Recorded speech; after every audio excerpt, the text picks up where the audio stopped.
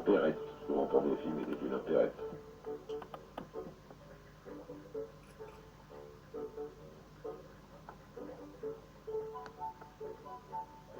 Il fait du musical, effectivement. Mon père fait du musical, ma mère faisait son tour de chant.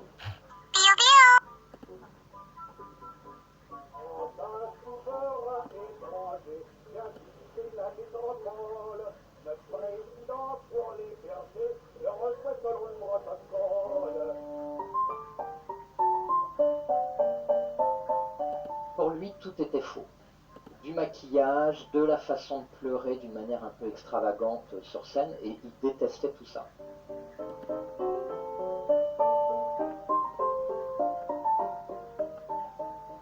En faisant croire qu'il va aller voir un garagiste et qu'il fait exprès de l'amener aux Folies Bergères, et il s'est retrouvé dans un traquenard, à ne pas oser dire non à son père, et c'est comme ça qu'il a commencé à être, comme il le disait lui-même, bec de gaz dans le lointain. Il était à côté des becs de gaz, c'est-à-dire en gros il faisait de la figuration. J'ai débuté aux Folies Bergères en 1922, j'étais figurant. Après, je me suis monté un petit tour de chant, après j'ai fait un peu d'opérette. C'est qu'il sait très bien danser et il sait très bien chanter. Il allait guincher au Moulin de la Galette quand il était adolescent, et tout de suite il se fait repérer sur scène comme étant un très bon danseur et un très bon chanteur qui imite très bien Maurice Chevalier, et Maurice Chevalier à l'époque est vraiment la très très grande vedette.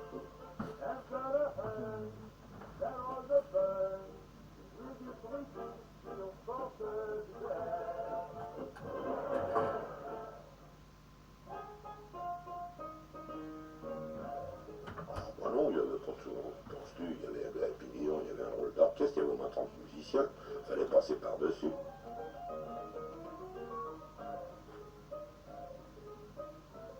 On m'a conseillé d'aller auditionner, Jean Gabin et nous aussi. On nous a engagés tous les deux, on s'est habillés pendant un an ou deux, tous les deux ensemble, dans la même loge de bouffe parisien.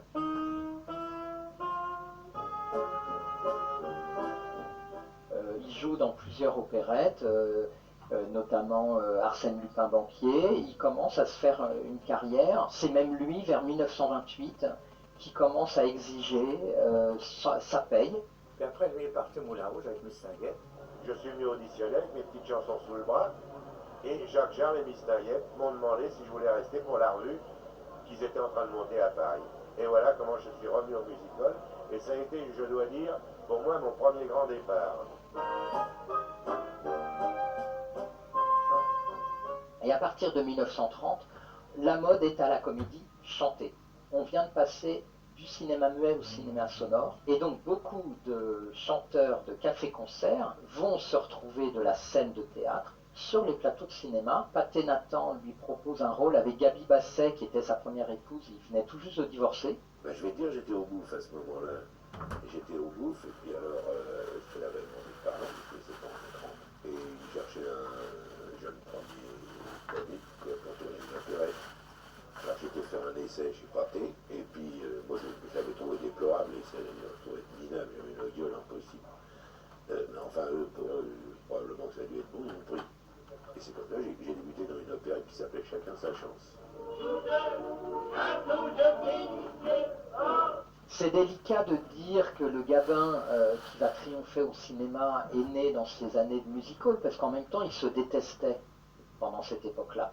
Et en effet, quand on le voit dans ses tout premiers films, hyper maquillé, avec une voix suraiguë, là il va quitter tout ce qui va être le musical pour devenir un comédien, un acteur à part entière. Jusqu'au samedi pour gagner des radis. C'est cette rencontre avec Julien Duvivier qui va énormément l'influencer. Il lui apprend les focales des caméras. Ça aide de savoir l'objectif sur l'appareil. Il prend conscience qu'il ne faut pas en faire des tonnes. Tu portes ta carte d'inspecteur sur la figure. Avoir un approche à ce point-là, je te jure que c'est vraiment de la franchise. Et il va devenir très vite le très grand acteur des grands chefs-d'œuvre, La Bandera, Pépé le Moco, Gueule d'amour, jusqu'à Quai des Brumes et autres, Le jour se lève.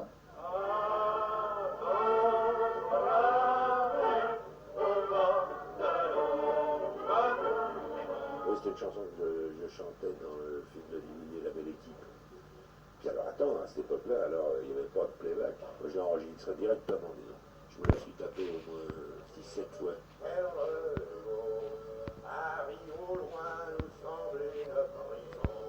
Il adorait la chanson.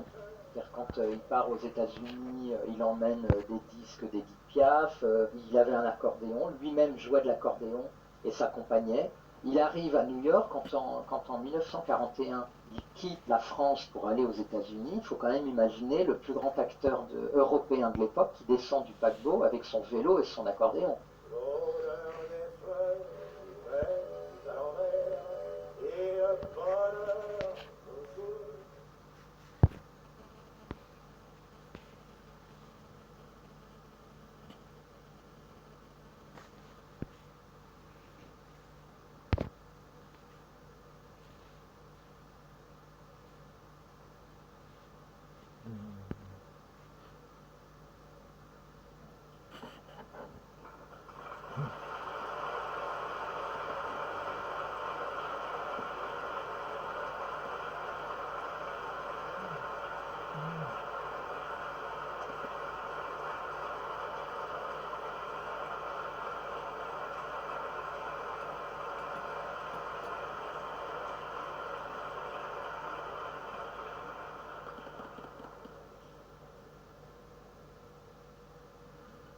Bonjour.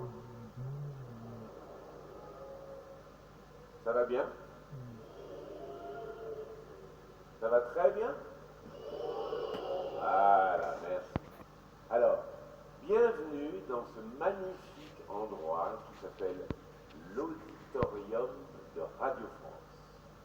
C'est là où vous êtes maintenant. Et vous êtes là pour écouter une histoire qui n'est pas une histoire comme les autres. Pourquoi ce n'est pas une histoire comme les autres? C'est parce que c'est une histoire qu'on va vous raconter en musique, avec un orchestre. Et cet orchestre, je vous le présente, il s'agit de l'Orchestre Philharmonique de Radio France.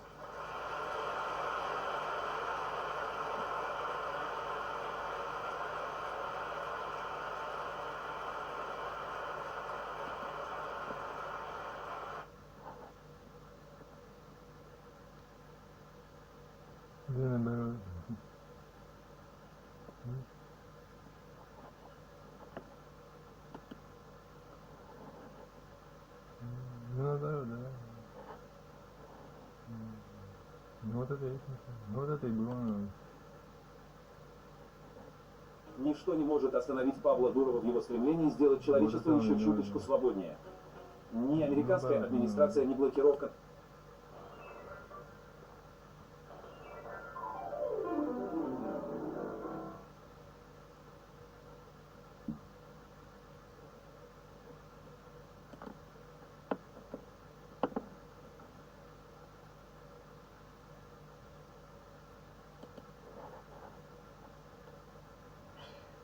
You see, this is why I don't make actual tutorials, because I really just...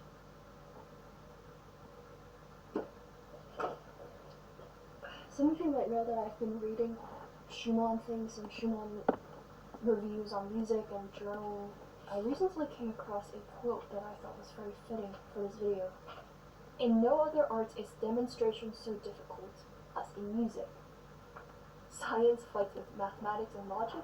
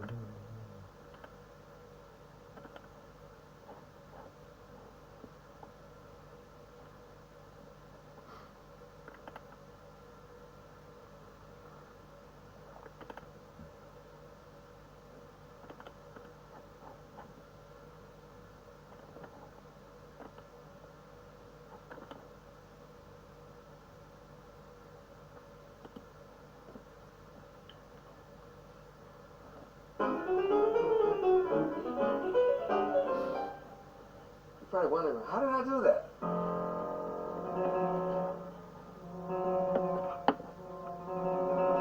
Music is a story about life, and it's a story about heart.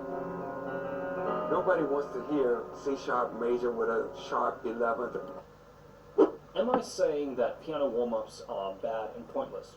No. Most people start their piano practice with warm-ups, either scales or Hanon or whatever exercises you use. In this video, I want to play devil's advocate by giving you a different perspective to think about. I'm going to make the case that dedicating time and energy to piano warm-ups actually creates less output for you from your practice session. You might be thinking, how is this even possible?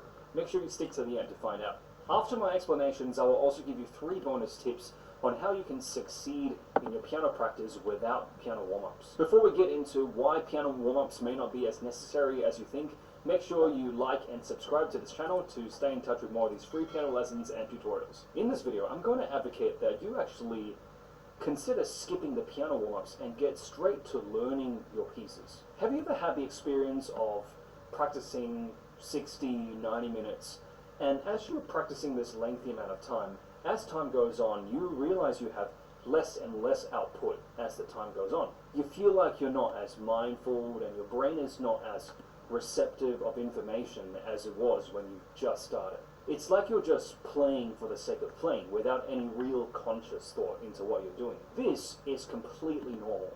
Your brain is simply not going to be great at concentrating in the 84th minute versus the 5th minute. In these tired moments, I recommend you to rest your brain so that you can come back fresh and then get more work done when you're practicing.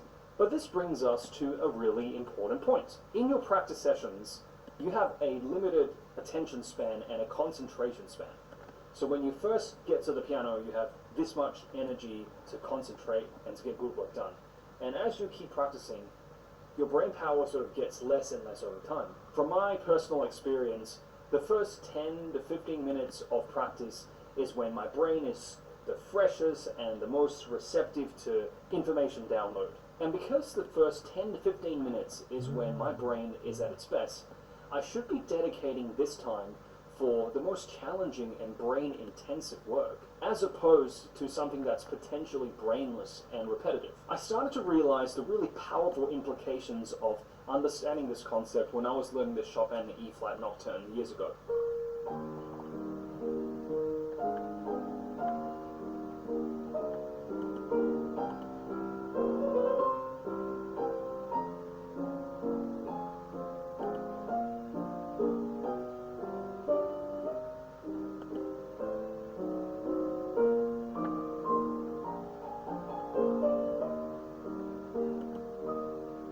In the time that I was learning this beautiful nocturne, let's say in a day where I wanted to practice for 60 minutes. At that time, I would warm up for, let's say, around 10 minutes, and then later I would spend about 30 minutes to play through other pieces. So not the nocturne piece, I play through things like,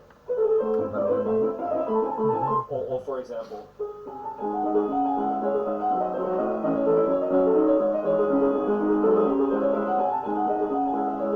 these were pieces at that time I knew really well, and I could sort of just whip it out of my hands at any time. So I would spend about 30 minutes playing through the stuff I knew really well, and then only in the last 20 minutes of my practice sessions would I dedicate it to learning a new piece, which I knew was the most important thing I actually wanted to do in that practice session. So in the last 20 minutes of my practice session, I would try my best to learn the nocturne in E-flat. And after doing this routine for a few days, so the warm-up and then the playing through pieces that I knew well, and then only dedicating the last bit to learning new notes, I realized I was getting nowhere. I didn't feel like I remembered the parts well.